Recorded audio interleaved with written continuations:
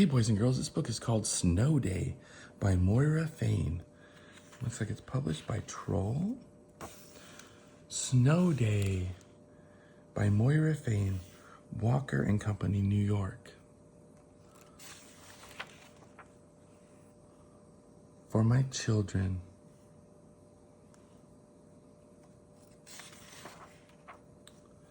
Sister Agatha Ann was the toughest teacher in the whole school.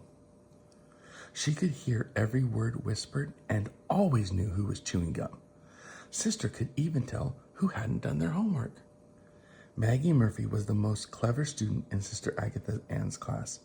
She kept her gum under her tongue and only chewed when Sister wasn't looking.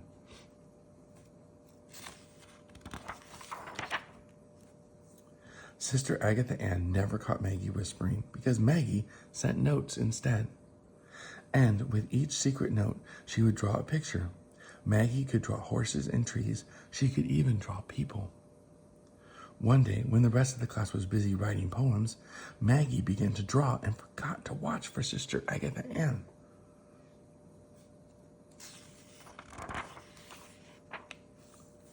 "Young lady, you have made a terrible mistake," announced Sister Agatha Ann.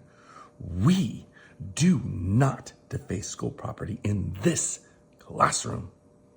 Maggie's pen had slipped off the page, smearing ink on her desk. "Go get a bucket of soapy water and clean this mess." The rest of the class began to laugh, and Maggie could feel her cheeks turn red. "You will have to write your poem for homework and recite it for the class tomorrow," said Sister in a voice that made the room fall silent.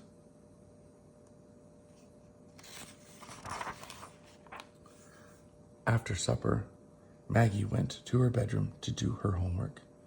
She sat at her desk and stared out the window. It was almost Christmas and the ground was still bare. "I can write a poem about snow," she thought. "That will be easy." But giggles echoed in the hallway, and suddenly her brother Matthew appeared at the door. "We have a surprise for you," he teased. "Pillow fight!"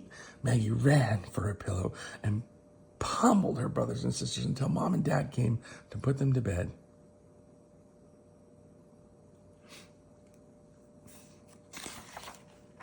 That night, Maggie tossed and turned, worrying about her unfinished homework.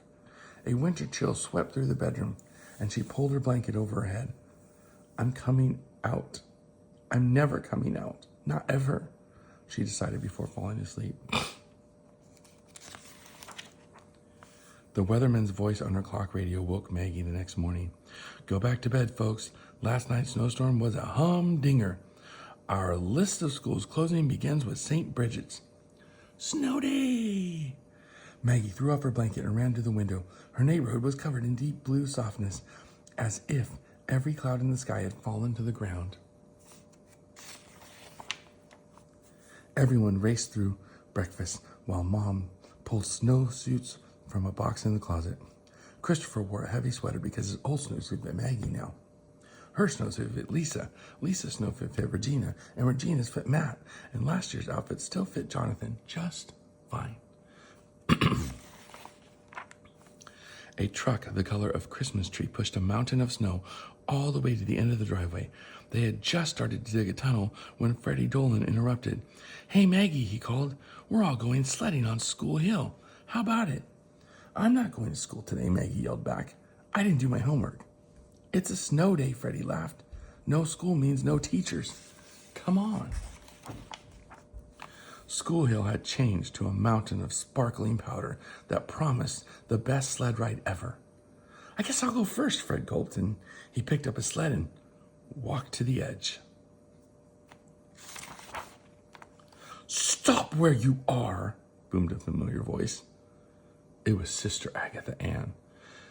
Sister Karina and Sister Anastasia were just saying how much fun it would be to have a sled race. Maggie pulled down the brim of her hat, hoping that Sister Agatha Ann wouldn't recognize her.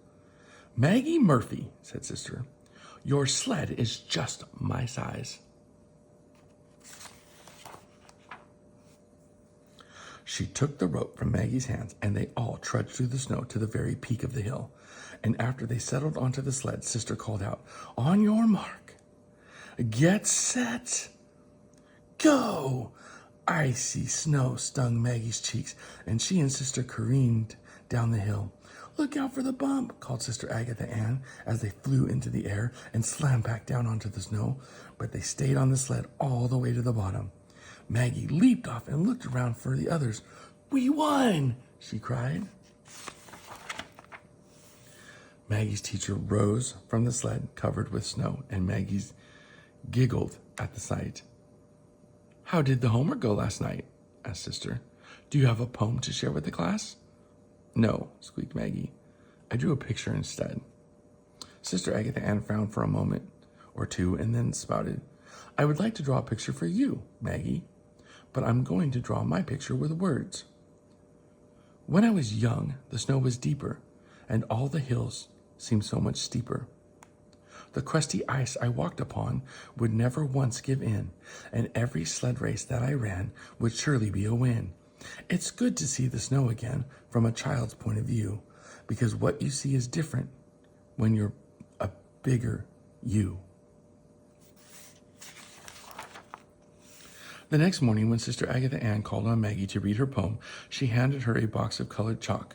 "You may draw a picture on the chalk on the blackboard to illustrate your poem." As Maggie pulled her piece of chalk across the board, she sang out, "Snow is like a blanket that lies upon my bed. Mountain peaks like sugar hills are really my knees instead. I dreamed that spring had come and snow would fall no more. Wake up, you sleepyhead. Your blanket's on the floor." Sister Agatha Ann left Maggie's drawing on the blackboard for the rest of the day. Snow Day. I hope you love this book.